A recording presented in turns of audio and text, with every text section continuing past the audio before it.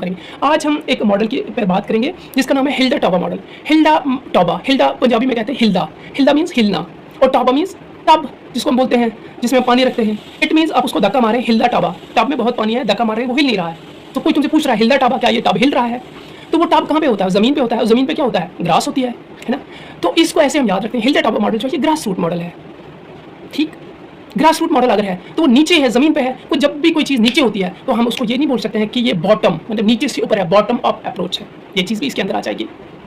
और इसमें क्या है, जब ये बॉटम अप है, मतलब नीचे से आप ऊपर जा रहे हैं, तो हम इसको क्या इंडक्टिव मेथड नहीं बोल सकते हैं, इंडक्टिव अप्रोच। क्यों? क्योंकि इंडक्टिव में हम छोटी छोटी चीज़ों से फिर बड़ी चीज़ की तरफ होती है। आपने इंडक्टिव डिडक्टिव रीजनिंग में भी देखो, इंडक्टिव में छोटी छोटी चीज़ों से हम बड़े कंक्लूजन की तरफ आते हैं। और इसके रिलेटेड क्या है, ये चाइल्ड सेंटर्ड है। वो कैसे?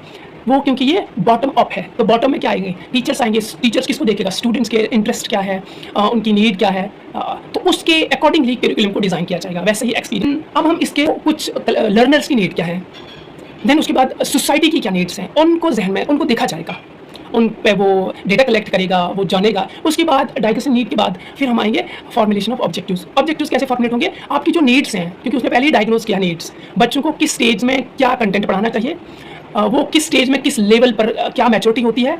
देन सोसाइटल नीड्स, सोसाइटी की क्या डिमांड्स है, हमने बच्चों को कौन सी वैल्यूज़ इनकलकेट करनी है, कौन से स्किल्स डेवलप करने हैं, हम उनको कौन सी वैल्यूज़ पढ़ाएं, डेमोक्रेसी, सेकुलरिज्म पढ़ाएं या फिर मोनार्की पढ़ाएं। ठीक, ये नीड्स, ये सब देख के फिर हम ऑब्जेक्टिव्स फॉर्मुलेट करेंगे कि ये नीड्स हमने अब जो नीड्स हमने देखी, ये ऑब्जेक्टिव्स हैं कि ये नीड्स हमने रियलाइज़ कर कंटेंट पर। अब वो ऑब्जेक्टिव्स कैसे रियलाइज़ करेंगे? आप कंटेंट से कुछ चीज़ें पढ़ाएंगे, क्रिटिकल थिंकिंग डेवलप करनी है, अपने उनका एटीट्यूड बदलना है, नॉलेज स्किल एक्वायर करने हैं, तो आप सोशल साइंस पढ़ाएंगे, साइंस पढ़ाएंगे, मैथमेटिक्स पढ़ाएंगे।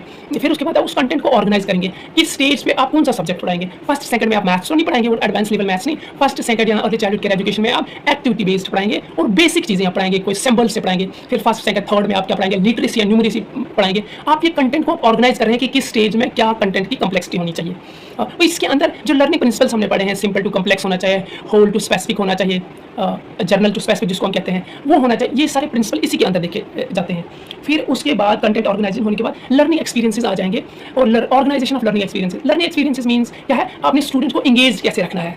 आप स्टूडेंट को इंगेज रखेंगे तब जाके वो जो कंटेंट डिलीवर आप कर रहे हैं, तो वो बिहेवियल चेंजेस आप देख पाएंगे जो आप ऑब्जेक्टिव्स में एक्सपेक्ट उनसे कर रहे हैं। फिर एंड में आपका आ जाएगा एवेल्युएशन, और एवेल्युएशन के बाद आ जाएगा बैलेंस एंड सीक्वेंसिंग।